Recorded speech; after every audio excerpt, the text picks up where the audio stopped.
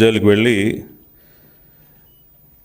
ఒక దళిత యువకుడిని కిడ్నాప్ చేసి బెదిరించి తప్పుడు వాంగ్మూలం ఇచ్చే విధంగా చేసినటువంటి ఒక వ్యక్తి వల్లభనేని వంశీని పరామర్శించడానికి వెళ్ళి మామూలుగానే మీడియా ముందుకు వచ్చి పచ్చి అబద్ధాలు మాట్లాడారు.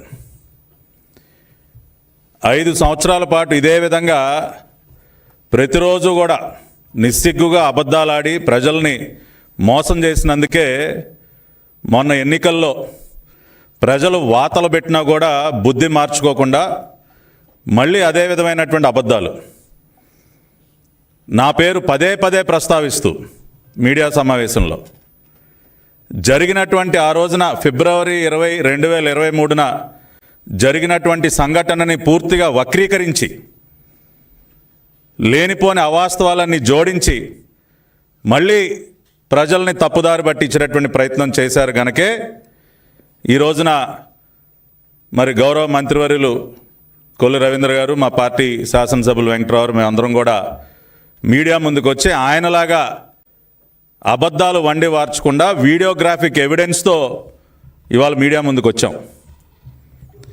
ఇవాళ ఏం మాట్లాడుతూ ఉన్నారు జగన్మోహన్ రెడ్డి గారు? మీరు నేను అకారణంగా ఆ రోజున గన్నవరం వెళ్ళానా? సందర్భం లేకపోయినా రెచ్చగొట్టానంట. దాదాపు 200-300 మందిని వెంట పెట్టుకుని వైఎస్ఆర్సీపీ పార్టీ కార్యాలయం పైకి దాడి చేయడానికి వెళ్ళానంట.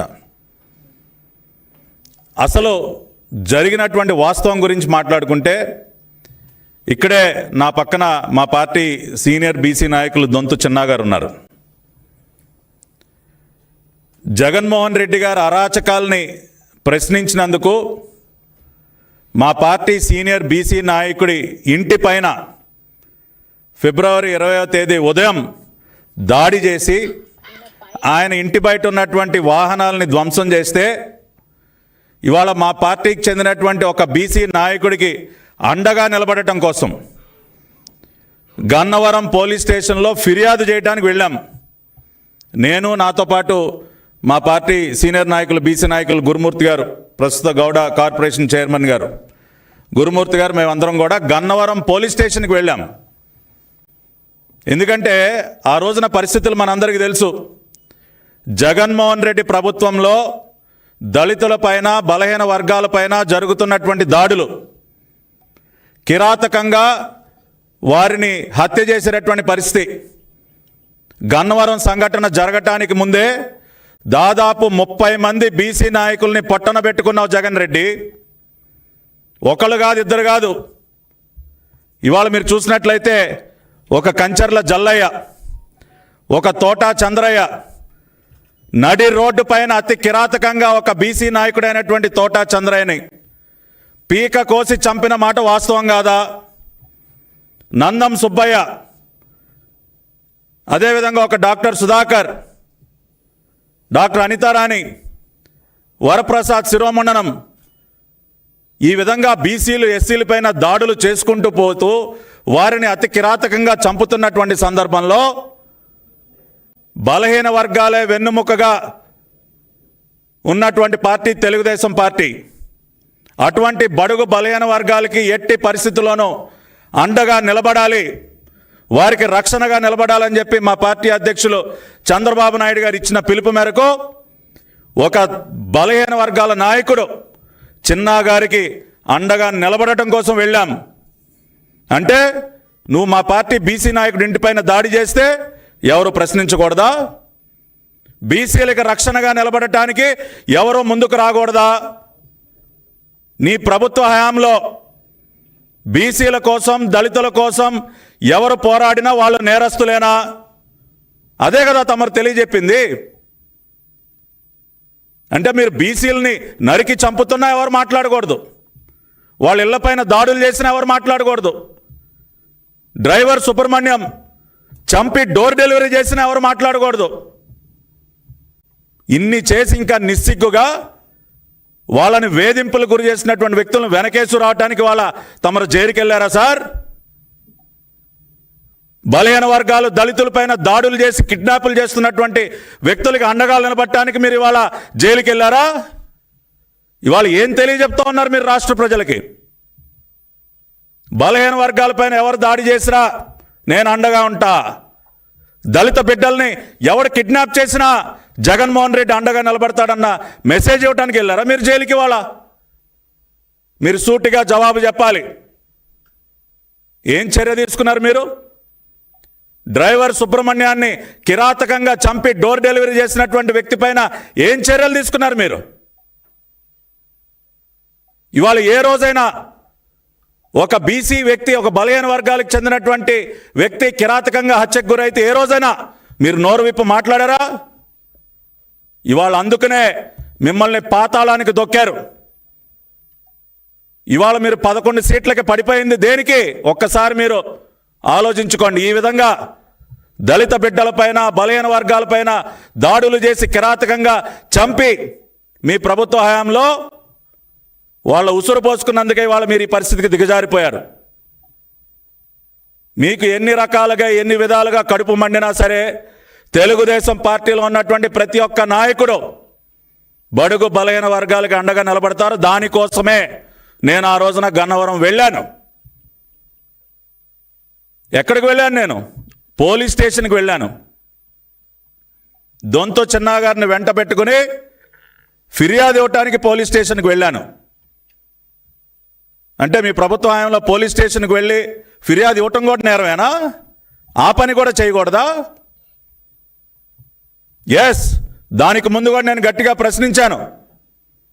వల్లభనేని వంశీ గన్నవరంలో చేస్తున్నటువంటి అరాచకాలు మా పార్టీ జాతీయ ప్రధాన కార్యదర్శి, ప్రస్తుత రాష్ట్ర కేబినెట్ మంత్రివర్యులు నారా లోకేష్ గారి పైన అతను అవాకులు చవాకులు పేలితే గన్నవరంలోకి ఎవడు అడుగు పెడతానో చూస్తా అని చెప్పి సవాళ్ళు విసిరితే ఇవాళ ఇప్పుడే మా శాసనసభ్యులు వెంకటరావు చెప్తా ఉన్నారు. ఎటువంటి నియోజకవర్గం అండి గన్నవరం నియోజకవర్గం? ఒక పుచ్చలపల్లి సుందరయ్య గారు, ఎంతోమంది మహానుభావులు ఈ జిల్లా నుంచి, ఆ నియోజకవర్గం నుంచి ఎంతోమంది గొప్ప గొప్ప వ్యక్తులు పుట్టినటువంటి గడ్డ. దానిని మీరు అరాచకాలకి, రౌడీజానికి ఒక వేదికగా మార్చేస్తుంటే మేమెవరం రాకూడదా గన్నవరంలోకి? అందుకనే ఖచ్చితంగా మీ అరాచకాలను అడ్డుకోవటం కోసం మాత్రమే నేను అక్కడ అడుగుపెట్టా. 200-300 మందితో నేను మీ పార్టీ కార్యాలయం పైన దాడి చేశానా? మరి 200-300 మందితో నేను దాడి చేస్తే మరి చిన్న మట్టిగడ్డ కూడా మీ పార్టీ ఆఫీస్ మీద దేనికి పడలేదండి? ఇప్పుడు ఒక పక్కన మా పార్టీ కార్యాలయం తగలబెట్టినటువంటి విజువల్స్ మా మంత్రి గారు చూపెట్టారు. చూపించండి మీరు కూడా. 200-300 మందితో పట్టాభి మా పార్టీ ఆఫీస్ పైన దాడి చేశాడని మీరు మాట్లాడారు కదా. ఇవాళ మేము చూపించినట్టు విజువల్స్ చూపించండి సార్, ప్రపంచానికి చూపించండి. మేము ఒక 10-15 మంది మా బీసీ నాయకుడికి అండగా నిలబడటానికి స్టేషన్కి వెళితే దానిని వక్రీకరించి అడిదిప్పి ఇడిదిప్పి పూర్తిగా మళ్ళీ పచ్చి అబద్ధాలతో మేమేదో దాడికి వెళ్ళామని.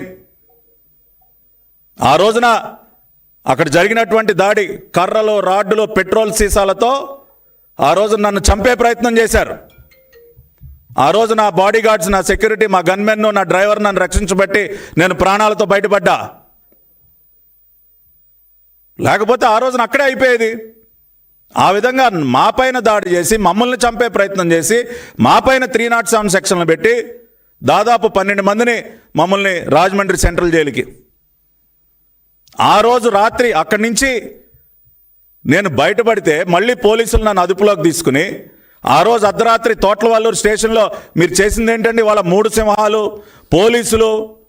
పోలీసుల యొక్క కర్తవ్యం, చాలా పాఠాలు చెప్తా ఉన్నారు.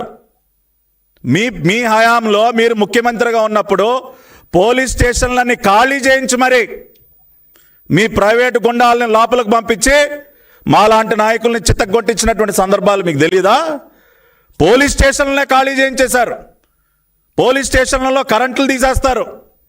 3rd డిగ్రీ టార్చర్కి వేదికలుగా మారుస్తారు పోలీస్ స్టేషన్లని. ఇవాళ మీరు మళ్ళీ పోలీసులకు మీరు పాఠాలు చెప్తారు.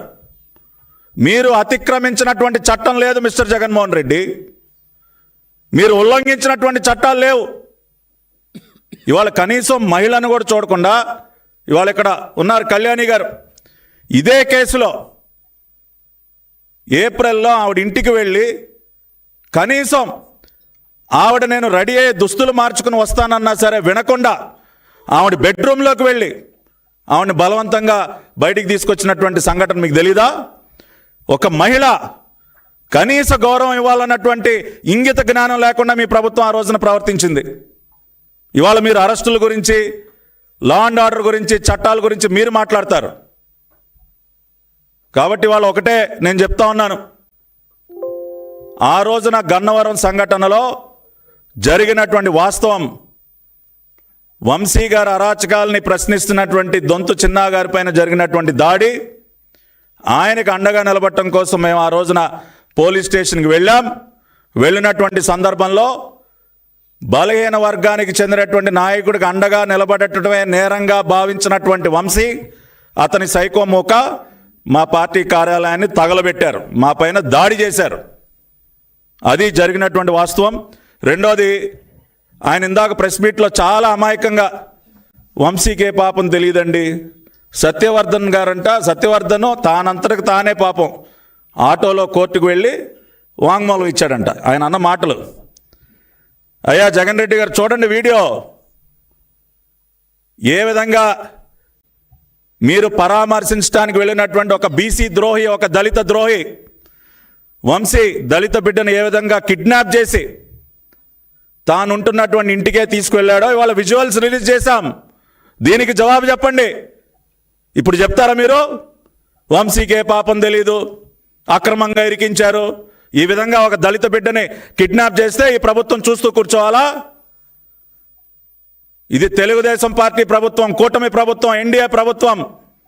ఈ రాష్ట్రానికి ముఖ్యమంత్రి నారా చంద్రబాబు నాయుడు గారు, ఆయన పరిపాలనలో దళితులపైన, బలహీన వర్గాలపైన వారికి చిన్న గీత పడినా కూడా ఉపేక్షించేది లేదు.